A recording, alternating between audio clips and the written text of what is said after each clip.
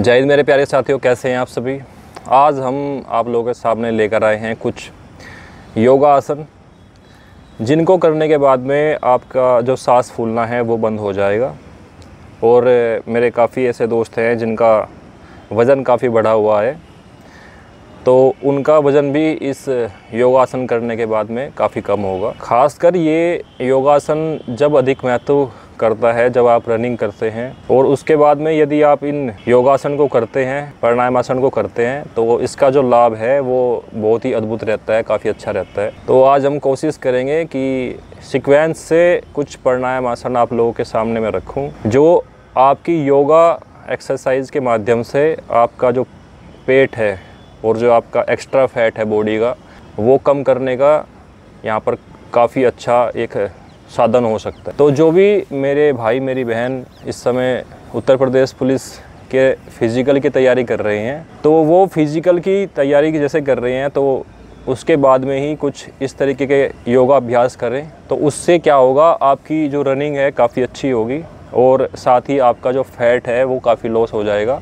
और काफ़ी लोग ये शिकायत करते रहते हैं कि हमारा वज़न काफ़ी बढ़ा हुआ है, तो ये वज़न भी उन लोगों का कम हो सकता है। तो हम सीक्वेंस से शुरू करेंगे और इन योगा अभ्यास का मैं थोड़ा थोड़ा विवरण करता रहूँगा, बताता रहूँगा कि इसका क्या लाभ है और ये कितने समय तक आप लोगों को करना चाहिए। तो सबसे पहले हम बैठ जाते हैं इस सुखासन मुद्रा में। काफ़ी बच्चे ऐसे हैं जो सुखासन में बैठ सकते हैं, जिनके जो लेग्स है वो थाई के ऊपर नहीं आती, तो आप सिंपल सुखासन में बैठ सकते हैं अपनी रनिंग करने के बाद में। और यदि आप रनिंग नहीं कर रहे हैं और आप ये योगाभ्यास करना चाहते हैं, तो इससे पहले कुछ क्रियाएं होती हैं।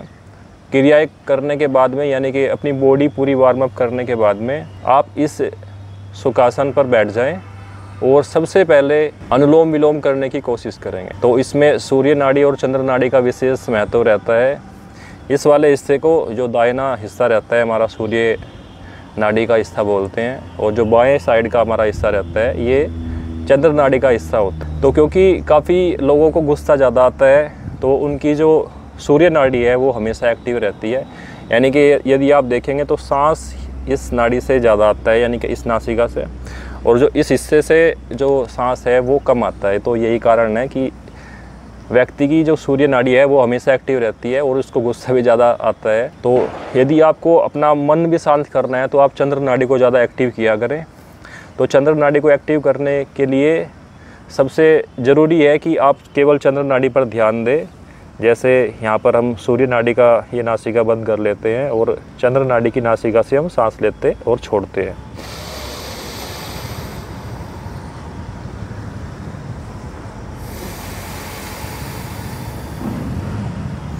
यहाँ पर विशेष ध्यान रखने वाली बात यह है कि आपको लंबा सांस लेना है, फिर 4 से 5 सेकंड के अंदर ये होल्ड करना है अपने बॉडी के अंदर, फेफड़ों के अंदर, जिससे आपके जो वायु आपने ग्रहण की है वो पूरी बॉडी में फैल जाए। और उसी के बाद में उस सांस को या तो आप चंद्र नाड़ी से छोड़ सकते हैं या फिर आप सूर्य नाड़ी से छोड़ सकते हैं, यानी कि बाएं हिस्से से छोड़ सकते हैं। तो आपको तो सिंपल ही करना है, ज़्यादा इसमें डीप जाने की आवश्यकता नहीं है। तो सबसे पहले तो हम लंबे लंबे सांस लेंगे,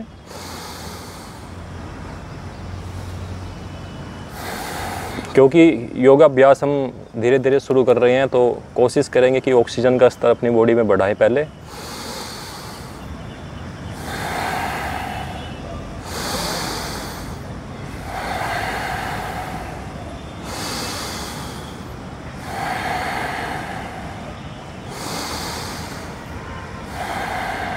चार से 5 बार आप लंबे लंबे सांस लेकर छोड़ सकते हैं। फिर हम सबसे प्रथम जो प्राणायामासन हमारा रहता है चंद्र नाड़ी और सूर्य नाड़ी से सांस छोड़ना लेना, अनुलोम विलोम का, ये हम चंद्र नाड़ी से शुरू करेंगे।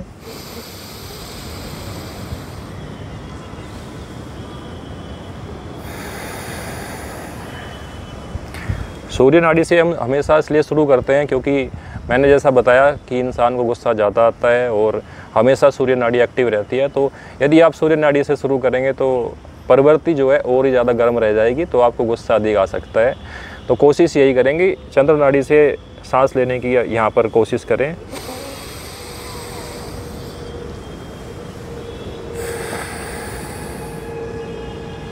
फिर यहाँ पर सूर्य नाड़ी से इस बार सांस लेना है।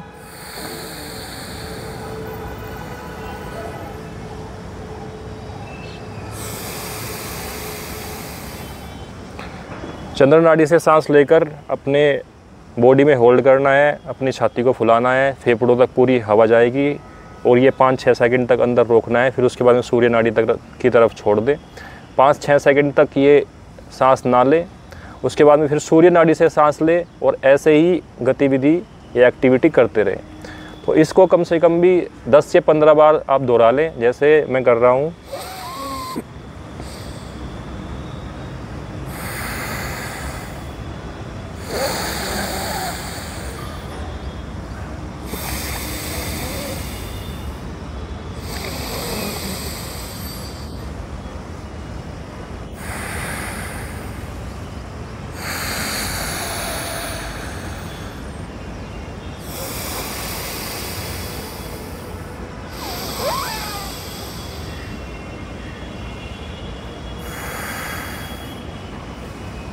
अब अपनी हाथों को रब करते हुए, जो मुख्यतः ये हथेली रहती है, पाल्म एरिया रहता है, ये हथेली रहती है, तो इसको रब करते हुए आप अपनी आंखों पर लगाएं।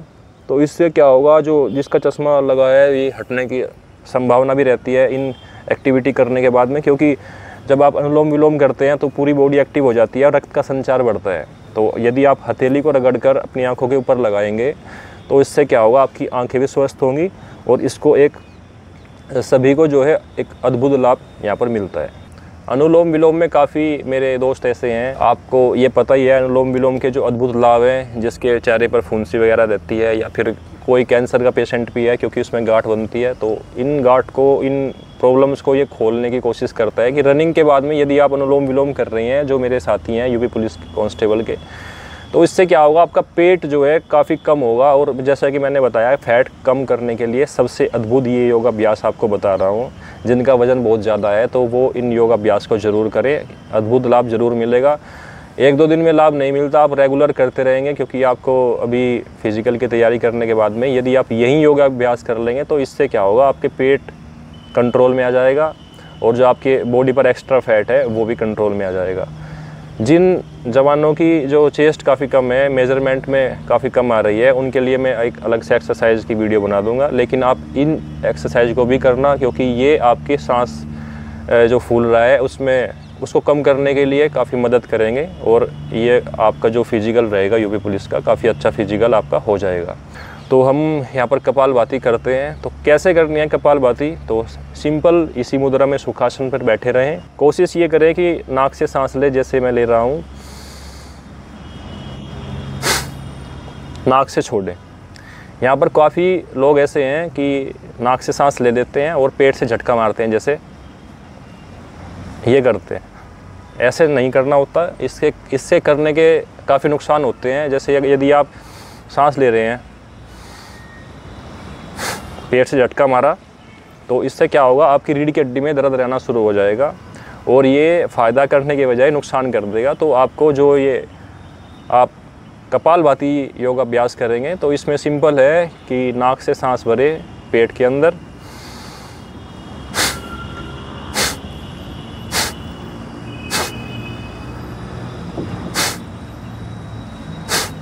जैसे कुछ आप रोक कर सकते हैं। जैसे मैं आपके सामने कर रहा हूँ, नाक से सांस भर रहा हूँ और कुछ देर रोक रहा हूँ, क्योंकि कुछ समय लगता है, कुछ सेकंडों का समय लगता है पेट में सांस जाने के लिए। फिर नाक से ही झटका मारते हुए जो पेट के अंदर सांस गया है उसको बाहर निकालना है।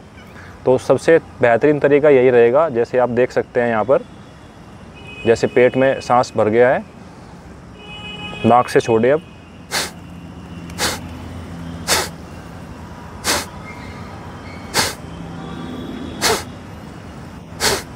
झटका नाक से इतना मारना है कि आपका जो पेट है वो भी अंदर जाए।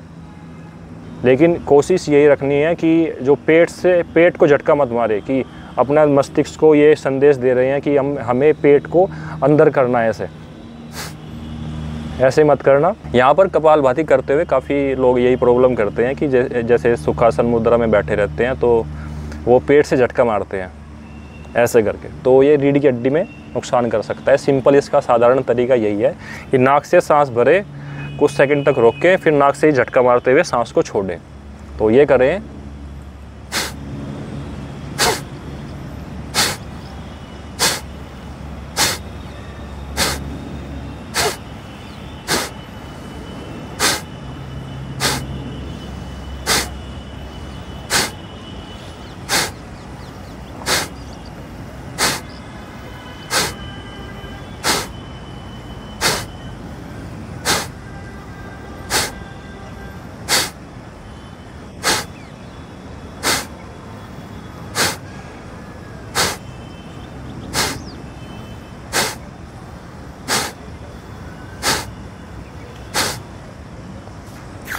यहाँ पर इस योगा अभ्यास को करने के बाद में सीधा अपने हाथ रब करें, हथेली रब करें और इसको अपने आँखों पर रगड़ते हुए अपने चेहरे पर लगाएं और अपनी धीरे धीरे आँखें खोल सकते हैं।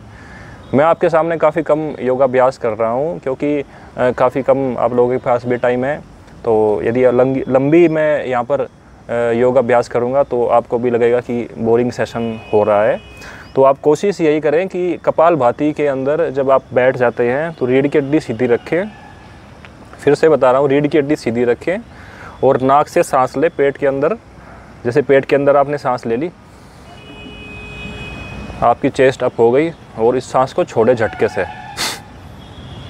फिर सांस लिया, नाक से छोड़नी है,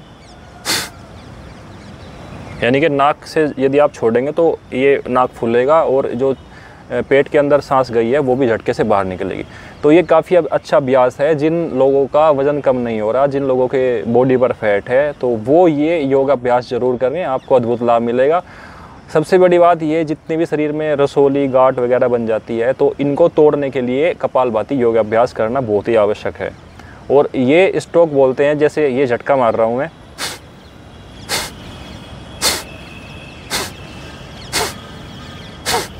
इनको इंग्लिश में स्ट्रोक बोल देते हैं, हम झटका बोल देते हैं देसी भाषा में। तो ये कम से कम करने की कोशिश करें, 15 से 20 करने की। फिर धीरे धीरे अपना स्तर 25-30 बढ़ा सकते हैं, 30 से ऊपर मत जाएं। जब आपका अभ्यास हो जाएगा तो आप इसको 1-1 मिनट तक कर सकते हैं। तो यदि आप ज़्यादा करते हैं तो आपको नुकसान भी हो सकता है, क्योंकि लिमिट से ज़्यादा कोई भी योगा अभ्यास आप करेंगे तो उसका कहीं ना कहीं गलत परिणाम ज़रूर पड़ेगा। आपको फैट कम घटाना था लेकिन आपका ज़्यादा फैट घट गया, ज़्यादा वेट घट गया, तो वो थोड़ा नुकसान कर सकता है। लेकिन अगर आप किसी योगाचार्य के अंडर में करेंगे, अच्छे योगा जो सिखाते हैं उन लोगों के अंडर में करेंगे, तो आपको काफ़ी अच्छा लाभ मिल सकता है। तो अब हम तीसरे योगा अभ्यास की तरफ चलते हैं, जिसका नाम है भस्त्रिका। भस्त्रिका में आप सीधा, ये सर्दी आने वाली है तो इसमें काफ़ी अच्छा अद्भुत लाभ मिलेगा और ये भी सांस बढ़ाने का एक अच्छा योगा अभ्यास है। तो सिंपल यहाँ पर आप अपने हाथ उठाए, सांस अपने चेस्ट के अंदर भरें और छोड़ दें झटके से। झटके से नाक से सांस छोड़ना है। यहाँ पर भी जैसे सांस अंदर भरा और झटके से नाक के द्वारा छोड़ दिया। जिसको जुकाम हो जाता है, जिसका बीपी अप डाउन रहता है, तो वो इस योगा अभ्यास को ज़रूर करें। और जिसके चेहरे पर फुंसी वगैरह हैं, रक्त साफ नहीं है, तो वो भी इस योगा अभ्यास को करें। जिसको अपना सांस अच्छा करना है, फूलने से बचाना है, रनिंग करने में काफ़ी अच्छा मदद करेगा। और साधारण तरीके से भी आप इन योगा अभ्यास को कर सकते हैं। तो करते हैं भस्त्रिका। इसके आपके सामने मैं 5 से 6 स्ट्रोक लगाऊंगा और आपको समझ आ जाएगा कि किस तरीके से करना है। जैसे अपने हाथ ऊपर उठाए,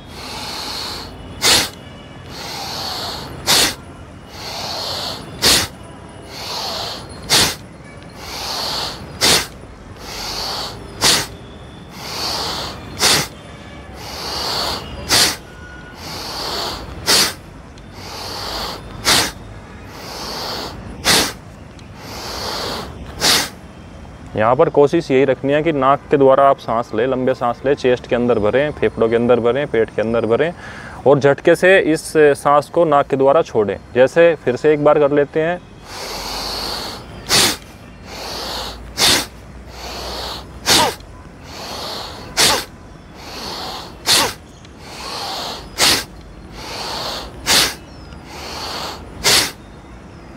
जब आप इन योगाभ्यास को करेंगे तो काफ़ी आनंद आपको प्राप्त होगा और काफ़ी अच्छा आपको लगेगा। धीरे धीरे आप अपना योगा स्तर बढ़ाते चले जाएँ तो भविष्य में भी आपको इनका काफ़ी लाभ मिलता रहेगा। तो वहीं से फिर से हम अपने हथेली को रब करेंगे और अपनी आँखों पर लगाएंगे।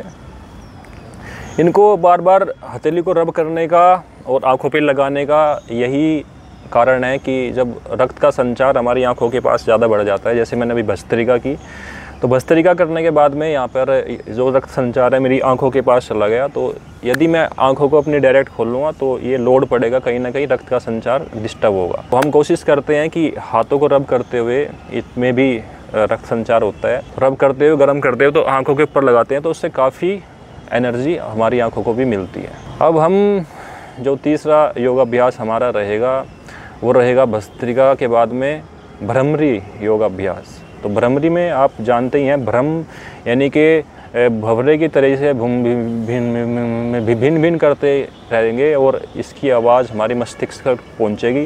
जिनको माइग्रेन की समस्या है वो भी काफ़ी अच्छी हो जाएगी और उसमें काफ़ी सुधार मिलेगा। जिन लोगों का ये यूपी पुलिस का फिजिकल है उनको कंसंट्रेशन पावर ज़्यादा बनेगी, क्योंकि मस्तिष्क की जो एनर्जी है वो ज़्यादा बढ़ती है भ्रमरी योगाभ्यास करने से। तो एक बार डेमो आप लोगों के सामने मैं दे देता हूँ।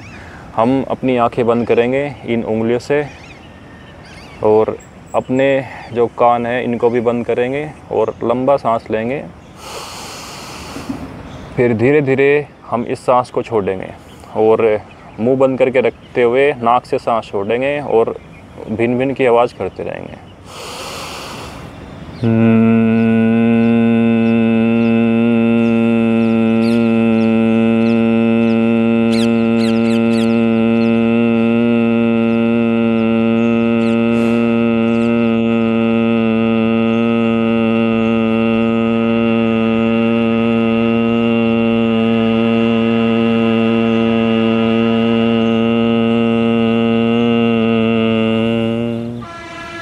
पुनः हम फिर से हम सांस भरेंगे अपने पेट के अंदर नाक के द्वारा और फिर से यही दोहराएंगे।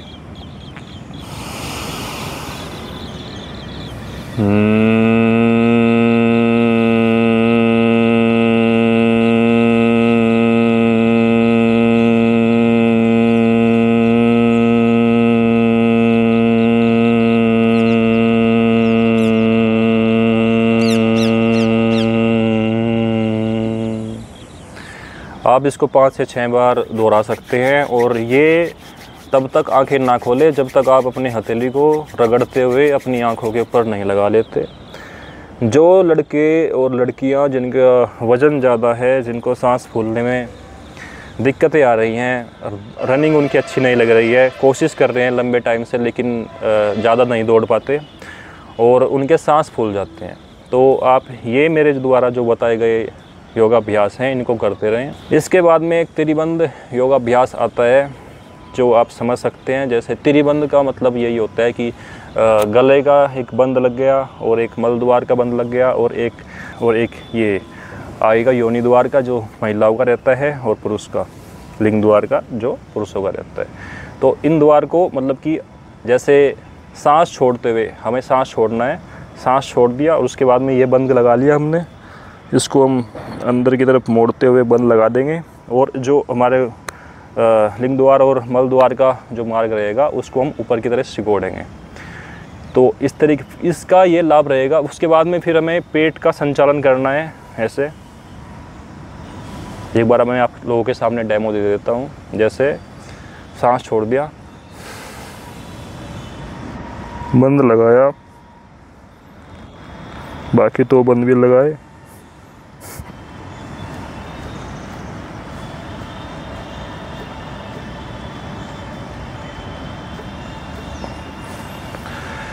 तो इन त्रिबंध योगाभ्यास का करने का मतलब यही है कि जब आप रनिंग करते हैं तो रनिंग करने के बाद में हमारी जो आंतें हैं, जो पैनक्रियाज है, जो हमारा लीवर है, लीवर तो अपनी जगह से नहीं हटता, लेकिन जो हमारी आंतें हैं और पैनक्रियाज हैं वो कहीं ना कहीं डिस्टर्ब हो जाती हैं। रनिंग करने के बाद में खिंचाव वगैरह आ जाता है।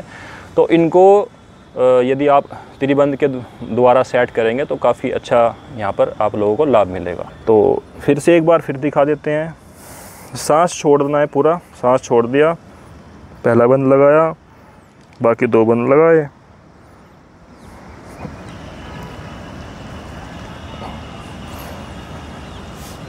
जब तक आपको ये लगे कि मुझे सांस लेने की आवश्यकता है, तो तब तक आप इस बंद योगाभ्यास को कर सकते हैं।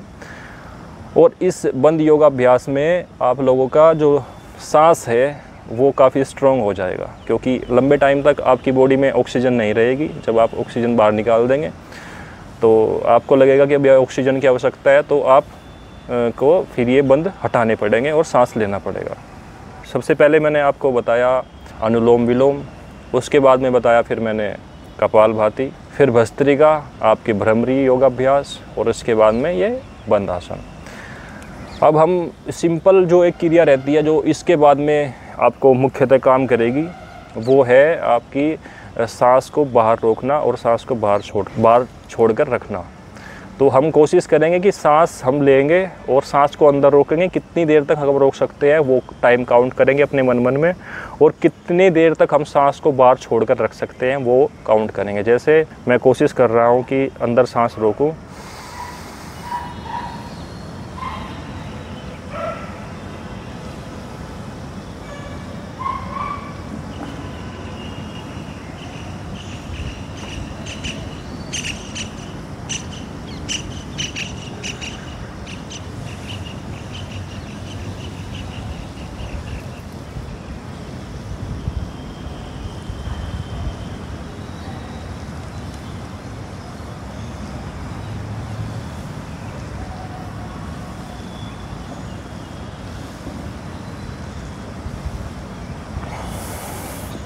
ज़्यादा मैं कोशिश नहीं करूँगा क्योंकि अभी इतनी प्रैक्टिस नहीं है, क्योंकि मैं रनिंग नहीं कर रहा। आप लोग काफ़ी रनिंग कर रहे हैं, मेरा दूसरा वर्कआउट रहता है, तो उसके लिए भी मैं ये प्रैक्टिस करता रहता हूँ, क्योंकि हमें भी आवश्यकता पड़ती है, क्योंकि हम भी स्पोर्ट में हैं, तो हमें भी सांस मेंटेन करने की बहुत ज़्यादा आवश्यकता पड़ती है।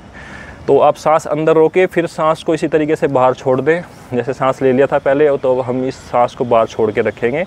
हम देखेंगे कितनी देर तक हम सांस को बाहर छोड़कर रख सकते हैं।